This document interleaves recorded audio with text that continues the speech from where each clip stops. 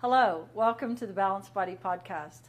I'm Lindy Royer. I'm a physical therapist, founder of Park Meadows Pilates and Physical Therapy in Lone Tree, Colorado, and a Balanced Body faculty member. I'm here with my friend Mary, who's going to show us how scapular mobility exercises can help increase shoulder range of motion. Mary's on a ball. This is a 55 centimeter fit ball. And we're using today the push-through bar on the trapeze table to help her facilitate some scapular mobility. Scapular mobility is particularly important when it comes to accessing shoulder girdle range of motion.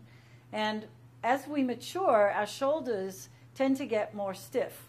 A lot of times it's the scapula that is part of the problem rather than just the shoulder joint. The scapular mobility becomes more of a component of attaining more movement along with thoracic mobility. So rather than focusing just on the glenohumeral joint, we need to be spending more time looking at scapular mobility, function, and biomechanics, and also on thoracic mobility, and less time just trying to get glenohumeral range of motion.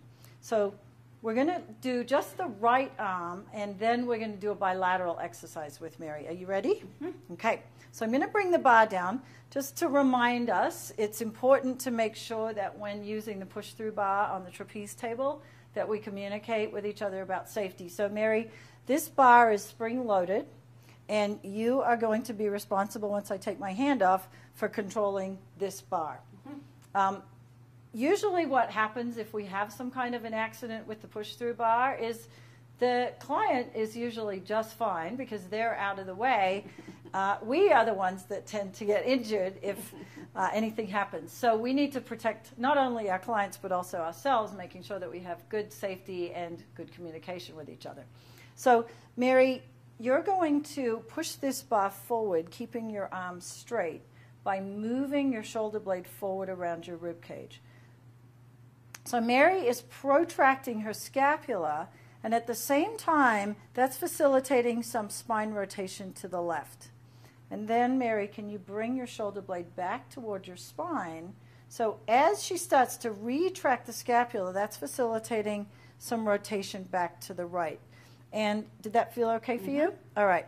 So Mary does not have osteoporosis, so this is a fine movement for her to do. And I also happen to know that Mary's a golfer, so golfing is something that she loves to do. And rotation is a component of golf. So this is a great functional exercise for her. Keep in mind that with our osteoporotic clients, we don't want to be doing seated rotation. So this is contraindicated for our osteoporotic clients. So now that Mary's got that, I can let go of my hand and we can focus a little bit more on scapular mobility. So I'm just cueing her to help her find that retracted position. Now see if you can do that with the elbow straight, and see if you can just bring that shoulder blade a little closer, keeping the elbow lengthened. There we go, beautiful. And then one more time, going that way. Notice that we get a little bit of rotation. And then shoulder blade is going to come back toward the spine, keeping the elbow long. Very nice, thank you.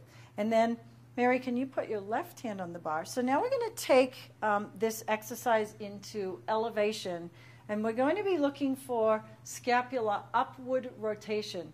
That is the inferior angle of the scapula moving more toward the mid-axillary line on the rib cage. This is a component of shoulder elevation. So we're going to do this with both hands, Mary, if you can put both hands on the bar.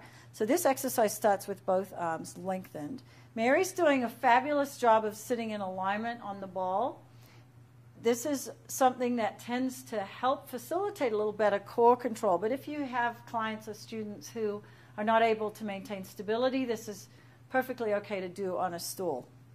Okay, so Mary, first thing you're going to do is you're going to allow your shoulders to just be a little wider, beautiful, and she's anchored into the ball. You're going to bend the elbows. So for this first repetition, I'm helping guide the bar and helping to guide Mary so that we get the movement that we want. And then allow the shoulder blades to shrug up, and then can you allow them then to shrug down as you start to bring the bar down, bending the elbows.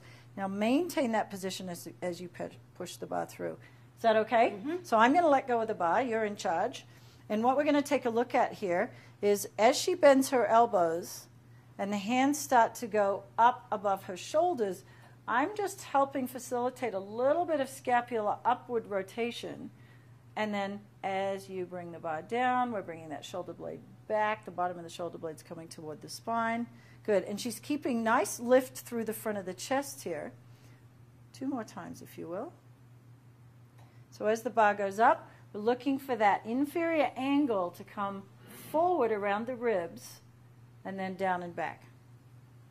Good. And we're going to finish with one more, and I'm just going to remind both shoulder blades of that. So as you bring the bar up, visualize those shoulder blades, tips of shoulder blades sliding forward. Now shrug the shoulders all the way up. So we want to also feel the contrast as you exhale, slide them down. And bring the bar through. Nicely done. And I have the bar. Excellent. Thank you very much. You're welcome. And thank you for watching.